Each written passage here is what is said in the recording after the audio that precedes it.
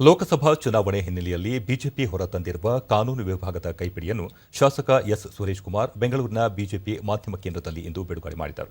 ಚುನಾವಣಾ ನಿರ್ವಹಣಾ ಸಮಿತಿಯ ದತ್ತಗುರು ಹೆಗಡೆ, ಕಾನೂನು ಪ್ರಕೋಷ್ಠ ರಾಜ್ಯ ಸಂಚಾಲಕ ವಸಂತ್ ಕುಮಾರ್ ಮತ್ತಿತರರು ಉಪಸ್ಥಿತರಿದ್ದರು.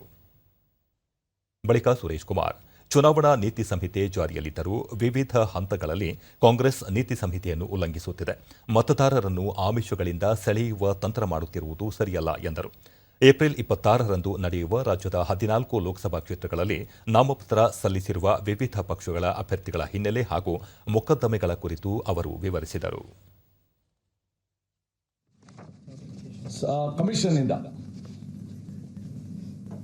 ಒಂದು ಈ ಕುರಿತು ಸ್ಪಷ್ಟೀಕರಣ ಇದೆ. ಅವರ ಪ್ರಕಾರ ಯೂಸ್ ಆಫ್ ಫ್ಲಾಗ್ಸ್, ಯಾವುದೇ ವ್ಯಕ್ತಿ ತನ್ನ ಮನೆ ಮೇಲೆ ತನಗೆ ಯಾವ ಪಕ್ಷದ ಬಗ್ಗೆ ಗೌರವ ಇದೆ, ವಿಶ್ವಾಸ ಇದೆ, ಬೆಂಬಲ ಇದೆ, ಆ ಫ್ಲಾಗ್ ಅನ್ನ ಹಾಕೊಳ್ಳೋದಕ್ಕೆ ಮುಕ್ತ ಅನುಮತಿ ಇದೆ. ಇದು ಯಾವುದೇ ರೀತಿ ಈ ನೀತಿ ಸಂಹಿತೆಗೆ ಅದಕ್ಕೆ ಸಂಬಂಧ ಇಲ್ಲ. ಅದೇ ರೀತಿ ತಮ್ಮ ವೆಹಿಕಲ್ಸ್ ಮೇಲೆ ಕೂಡ ಹಾಕೊಳ್ಳೋದಕ್ಕೂ ಕೂಡ ರೂಲ್ಸ್ ಅಲ್ಲಿ ಇದೆ.